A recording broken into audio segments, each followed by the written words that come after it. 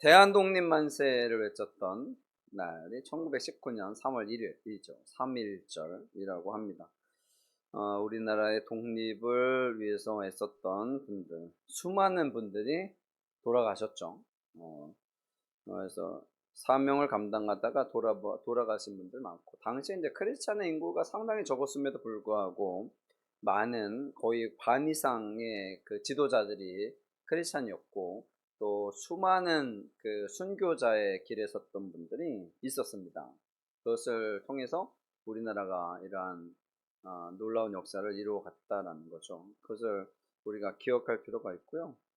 일제시대에 맞서서 그 나라를 위해서, 그리고 신앙을 위해서 애썼던, 힘쓰셨던 분들을 우리가 생각하는 시간이 되었으면 좋겠습니다.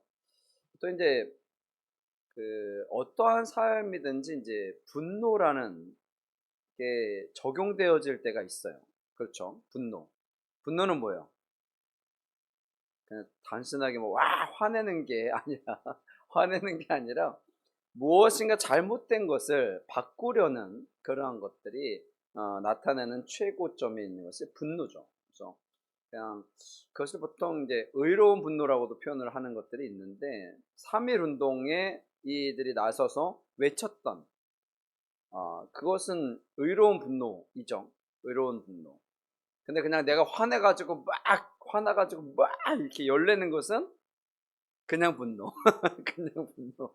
예. 여러분들은 의로운 분노를 했던 적이 있어요? 이거는 정말 부당해. 정부가 하는 것이나 아니면 뭐 직장에서나 이런 것들 막 나는 이걸 아닙니다. 이건 뭐 이렇게 하면 안 됩니다. 그렇게 했던 일들이 있었을 수도 있고 없었을 수도 있는데, 그런 것들 뭐 때로는 우리가 분노할 때가 필요합니다. 저도 이제 그럴 때는 분노하려고 해요. 어떻게 보면 에이 목사님이 뭐 그냥 그래야 되나 싶은데, 이게 아닌 거면 아닌 거죠. 그렇잖아요. 정말 아닌 것을 뭐 하는데, 그것을 그냥 참고만 있으라고 하는 것은 사실 안 되죠. 교회의 역할이기도 하고, 이렇게 표현하면 좀 죄송하긴 한데, 정치가 잘못한다 그러면 진짜 안 되면은 할 수도 있는 거죠. 그런데 그냥 단순한 그러한 정치적인 행동들 말고요, 우리나라를 뭐 공산화하겠다 이러면 가만히 있으면 안 되잖아요. 그렇잖아요. 우리나라를 뭐 침략하겠다 이러면 안 되잖아요. 그래서 그런 것들을 통해서 나갈 때는 분노가 필요하긴 합니다. 뭐 교회에서도 마찬가지고요. 교회에서도 이단이 들어왔어. 그럼 어떻게 해야 돼요? 좋은 말로 타일러요? 안 나가. 그럼 어떻게? 좋은 말로 타일러요? 안 나가. 그럼 어떻게? 좋은 말로 타일러요? 안 되는 거거든요. 이제 좋은 말로 타일러 게 있고, 우리가 그렇게 해서 격분해야 될 때가 있거든요. 그렇잖아요. 그렇지 않고서야 그냥 조용히 있을 수는 없잖아요. 대한독립 만세 외칠 때 정말 힘써서 대한독립 만세 이래야지. 그냥 구석에 방 안에 갇혀가지고 야 그래도 시끄럽게 하면 안 돼, 조용해야지, 대한독립 만세 이러면 되냐고요. 안 되잖아요. 그런 것처럼 우리가 의로운 분노를 나타내야 될 때는 나타내야 합니다. 오늘 제목은 이제 거룩한 분노이죠. 거룩한 분노는 보통 이제 영적인 상황 가운데에서 문제되어지는 것들을 바꾸려고 할 때 나타나는 분노이죠. 그래서 분노 행위는 하는 것이 좋지는 않습니다. 정신 건강에도 안 좋고요. 근데 웬만하면 화내지 마시고, 예, 그렇죠. 요즘에 뭐 스트레스도 많고, 근데 이제 풀기는 해야 된다고 하긴 해요. 풀기는 하는데 괜히 애꿎은 옆에 있는 사람한테 풀지 마시고, 어디 다른 데 가서 예, 내가 풀 사람은 당신밖에 없잖아. 그러면 당신한테 막 풀지 마시고, 예, 다른 데 가서 푸시고, 기도 열심히 하고 기도하셔도 되잖아요. 교회 가서 기도도 하시고 뭐 그럴 수도 있는데, 아니면 뭐 여행을 가서 풀던지, 여러 가지 풀 수 있는 방법은 많아요. 그냥 괜히 옆에 있는 사람한테 풀지 마시고, 하여튼 그런 것들이 있어요. 오늘 말씀에도 이 분노에 대해서 나타나는 것인데, 사도 바울이 아덴에서 전도하는 상황 가운데 나타난 겁니다. 아덴은 아테네, 우리가 잘 알고 있는 아테네예요. 아테네는 이제 헬라의 수도이죠. 로마 시대의 그 정치적인 행정 수도는 로마였고요. 문화의 수도는 아덴이었어요. 아테네였다라는 거죠. 그곳에 되었다라는 겁니다. 이 아덴이라는 곳은, 아테네는 딱 들으면 어떤 지식이 상당히 뛰어난, 그렇죠, 철학자들이 많이 있었던 그곳인데, 그곳에는 우상도 많았어요. 우상이 상당히 많았어요. 아테네 여신, 아테네를 수도하는 여신은 그 아테네 파르테노스라는 여신을 숭배했어요. 그래서 파르테논 신전, 아테네에 가면 파르테논 신전이 있었죠. 그리고 아테네 여신은 뭐 미네르바 여신도 있었고, 하여튼 지혜의 신, 300개가 공식적인 우상이었대요. 300개. 그러니까 공식적인 신이 300개나 있었던 거예요. 우리나라도 시대적으로 보면 뭐 불교 시대에는 그 불교가 뭐 나라의 그 종교 뭐 이렇게 했었던 적이 있었잖아요. 불교의 왕국. 근데 불교의 왕국이 보통 신라라는 나라가 불교의 왕국이었죠. 그래서 불국사. 혹시 경주에 불국사 가보셨어요? 옛날에는 수학여행 가면 다 왔어요. 다 갔어요. 불국사가 뭐냐면 불교 국가라는 거예요. 신라가 불교 국가. 신라의 경주에 가면요, 그 경주 엑스포 공원에 가면 경주 타워가 있어요. 경주 타워. 그리고 저쪽 맞은편에 보면 황룡사지 구축 목탑이 있어요. 저쪽 맞은편에. 이게 서로 이렇게 마주보게 만들었어요. 원래 목탑은 원래 있었던 거잖아요. 이쪽에 엑스포 공원에 경주 타워를 만들었어.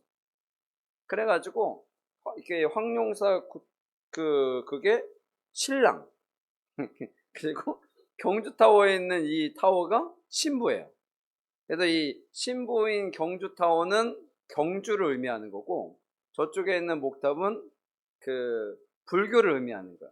그래서 불교하고 이 경주는 뭐 했다? 결혼했다. 뭐 그런 나중에 가보시면 이게 딱 이렇게 둘이 이렇게 결합되면 딱 하나가 되는 모양으로 만들어 놨어요. 그렇게 만들어 놨어요. 그래서 하나는 가운데가 뚱 비어 있어.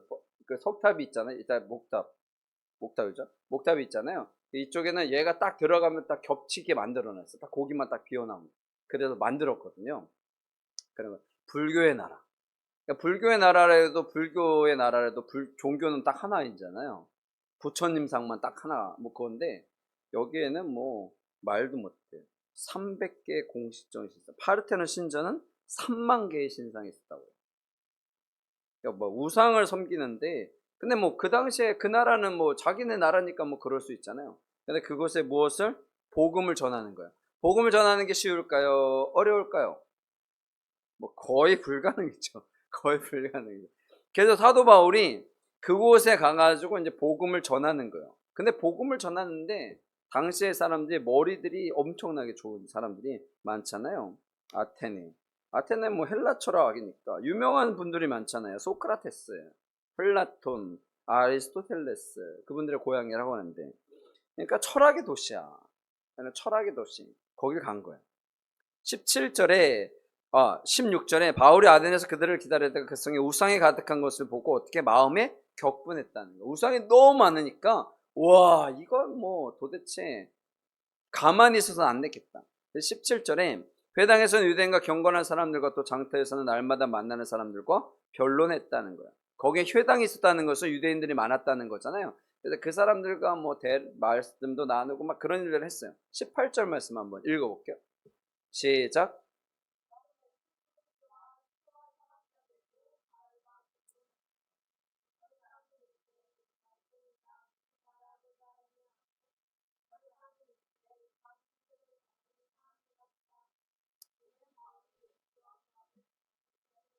아멘.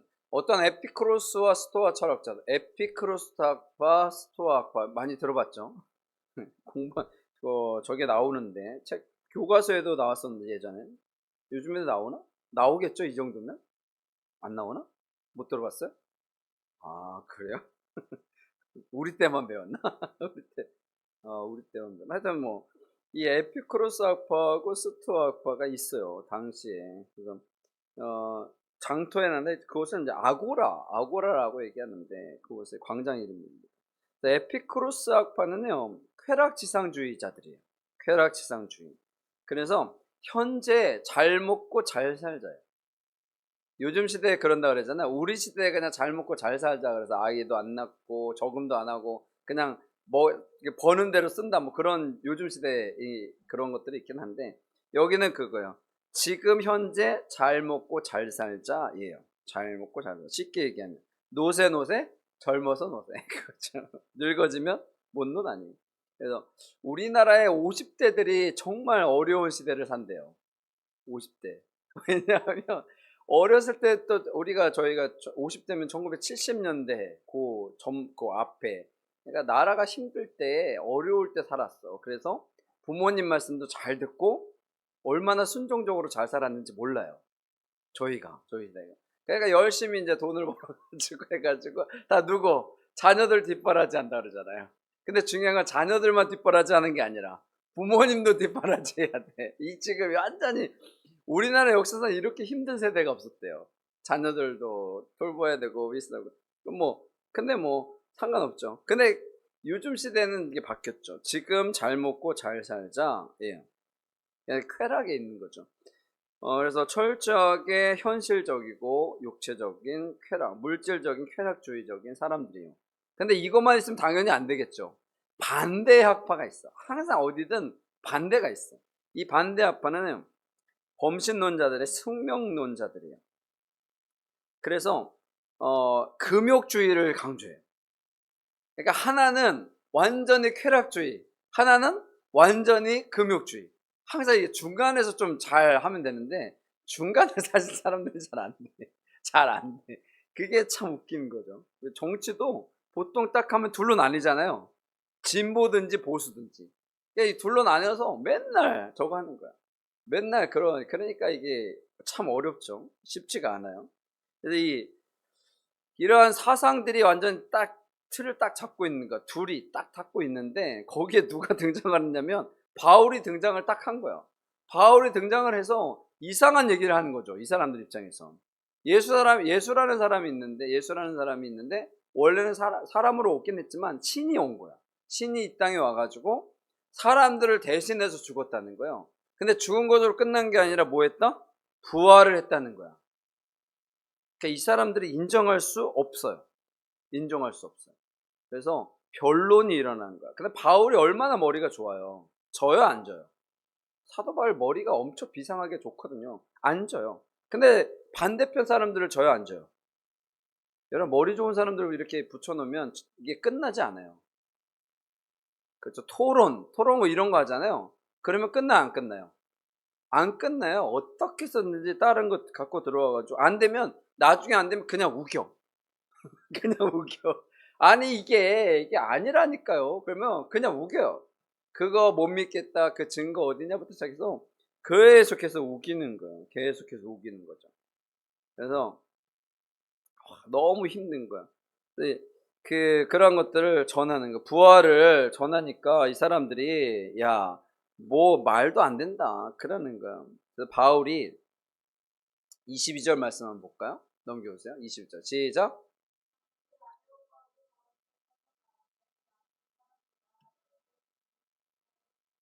23절.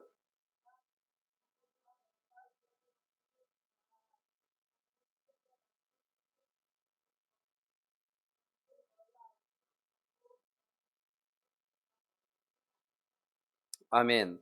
거기에는 신들이 하도 많은데 심지어는 알지 못하는 신에게라도 있어요. 알지 못하는 신. 왜냐면 신을 혹시라도 한 분이라도 빠뜨려 가지고 그분을 서운하게 하면 안 되니까. 그래서 알지 못하는 신에게까지도 그 제사를 드리는 거예요. 이게 얼마나 어처구니 없는 일입니까? 그렇잖아요. 그러니까 사람이 그렇다니까요. 신을 어떻게 한다? 만든다는 거예요. 근데 예수님은요, 만들어낸 게 아니잖아요. 역사적으로 계셨던 분이에요. 예수님을 증거하는 그러니까 심지어는 그 일반적으로 배울 때도 4대 성인하면 예수님이 들어가잖아요. 그러니까 이 예수님은 실존 인물이에요. 실존 인물. 근데 아까 얘기했던 뭐 부처님도 사실은 실존 인물이시죠. 부처님도. 근데 원래 그분은 나를 섬겨라 그런 적이 없어요. 나를 섬겨, 너희는 나를 신으로 섬겨라 그런 적이 없다고요. 그냥 이것도 사람들이 그냥 만들어낸 거예요. 그 종교라는 게 대부분 그렇습니다. 그러네. 유교 공자. 종교도 사실 유교는 종교일 수가 없어요. 그냥 사상이지. 그렇잖아요. 그런데도 이걸 종교로 만들어. 예를 유교의 공자님이 야 너희들 나를 신으로 섬겨라 그런 적이 없다고요. 그런 적이 없어요. 나를 신으로 섬겨라 했던 시저들 로마의 황제들 있잖아요. 나를 신으로 섬겨라. 근데 그들을 신으로 섬겨요, 안 섬겨요? 안 섬겨요. 인간이 신으로 섬겨라 그러면 안 섬긴다고요. 그래서 오죽하면 이단들 같은 경우에도 신으로 섬겨라 그러면 어떻게 다른 신들을 파는 거죠. 예수님을 팔든지 뭘 팔든지 그렇게 하는 거거든요. 그래서 말도 안 되는 거잖아요. 실질적으로 아테네에 있는 그렇게 이렇게 지성이 뛰어난 사람들도요 자신들이 신을 만들어서 섬기는 거예요. 그러니까 얼마나 어처구니 없는지 몰라요. 없는 신들인데 만들어서 섬기는 거죠. 그런데 예수님은 실존 인물이잖아요. 그리고 실질적으로 부활을 하셨고 증인들이 너무 많아요. 예수님이 다시 부활하셨다는 것을 본 사람들이 너무 많다고요. 예수님이 40일 동안 계셨으니 얼마나 많은 사람들이 봤겠어요. 그렇죠. 실존 인물이기도 하고 신으로 섬겼다는 거예요. 신으로 섬기라고 또 말씀도 하셨고 내가 하나님이다. 그러니 너희는 나를 믿고 따르라는 정확한 말씀을 주셨어요. 그런데 그것이 믿는 것이 쉽다, 어렵다? 어렵다는 거예요. 어렵다는 거예요. 그러면 바울이 아테네에서의 전도가 성공했을까요? 실패했을까요? 실패합니다. 사도 바울의 사역 가운데 가장 안 됐던 곳이 바로 여기예요. 왜? 접근을 어떻게 했어? 잘못했어. 그러니까 철학자들이니까 철학적으로 해가지고 하면 될 거라고 생각했지만 여러분 사상가들이 변하는 게 얼마나 어려운 일인지 몰라요. 정말 어려워요. 그래서 그들이 조롱합니다. 야 말도 안 된다. 조롱하고요. 그러한 일들이 발생을 하는 거예요. 그리고 좀 더 들어볼게. 그리고 믿은 사람이 있기는 해요. 몇몇 사람이 믿긴 했습니다. 그래서 아테네에서는 그러한 역사가 잘 이루어지지 않았어요. 근데 아테네에서는 또 특이하게 핍박이 없었어요. 다른 데는 막 잡아가잖아요. 잡아가서 감옥에 가두고 막 죽이려고 하고 그러잖아요. 근데 그곳에서는 어떤 일이 벌어져요? 엄청나게 많은 폭발적인 부흥의 역사가 일어나요. 근데 아테네에서는 핍박이 없어. 그냥 뭐 토론하다가 뭐 그러다가 끝난 거예요. 그런데 전도가 안 돼. 그러니까 복음이 전파가 되는 것은 어떤 일이 있어야 한다? 핍박이 있어야 한다. 이 거룩한 분노가 있어야 하는데 이 분노를 바르게 표출하는 것도 물론 중요하고요. 우리가 그것에 대해서 나아갈 때 정말 내가 하고자 하는 방법으로 하면 안 된다는 거예요. 내가 하고자 하는 방법으로 하면 그 사람들에게 맞추어서 가면 그래서 어떻게 보면 이 시대에 우리가 잘 생각해야 되는 것 중에 하나이기도 하죠. 많은 이들이 그런 얘기들을 합니다. 야, 시대가 변했으니 시대에 맞춰서 전도해야 되고 시대에 맞춰서 나아가야 한다라는 거. 물론 완전히 무시할 수는 없어요. 시대에 맞추고 상황에 맞추는 것이 분명히 필요하긴 합니다. 그냥 무작정 뭐 말도 안 되게 옛날 방법처럼 그렇게 하는 것은 바람직하지 않지만 그렇다고 해서 너무 시대적으로 맞춰서 해도 안 된다는 거죠. 왜냐하면 교회가 마땅히 해야 될 일들이 있잖아요. 설교도 그렇고 여러분 예전에 초창기에 뭐 설교가 뭐 몇 시간씩 해도 4시간씩 하고 막 그래도 사람들이 막 은혜를 받았다고요. 그렇잖아요. 근데 지금은 뭐 엑기스만 뽑아서 20분 해도 은혜를 잘 못 받는 상황들도 있고 뭐 여러 가지 상황들이 있어요. 그래서 언젠가부턴가 사람들이 예배를 보는 것, 예배 관중으로 참여하는 것을 중요하게 여기는 시대가 왔어요. 제가 지난번에도 말씀드렸잖아요. 성가대에 좋은 노래면 그리고 요즘에는 연주도 있잖아요. 첼로 연주도 하고 악기들도 막 연주하고 현악. 저도 보니까 와 현악은 진짜 그냥 가만히 들어도 은혜가 되더라고요. 현악, 바이올린이나 아니면 피리 같은 경우에도 뭐 대금이나 이런 것들은 그냥 왜냐면 건반 보세요. 건반 얼마나 많이 쳐. 따라라라라라라라. 근데 현악은 한 음만 눌러도 돼. 도레미 이렇게만 눌러도 감동이 있어. 근데 건반은요. 얼마나 많이 눌러야 되는지 몰라요. 얼마나 많은 음을 눌러야 되는지 몰라요. 근데 현악 그러니까 오케스트라 있지, 성가대 있지, 그리고 뭐 어이 어마어마하잖아요. 그런데 얘가 그러니까 어느 때부턴가 사람들이 예배를 그냥 관중처럼 내가 은혜를 받고 가는 자리로 너무 변질되었다는 것은 우리가 좀 생각해 볼 필요가 있습니다. 예배는 드리는 거죠. 하나님을 기쁘시게 하고 그런 것들이 필요한 거거든요. 그런데 그 상황 가운데 맞춰서 가려고 하면 결국에는 실패할 수밖에 없는 상황들이 벌어지게 된다는 겁니다. 그렇게 되는 거예요. 그 사람들에게 맞춰. 바울이 실수한 거죠. 쉽게 얘기하면. 바울의 선교 사역 가운데 가장 열매가 없었던. 왜?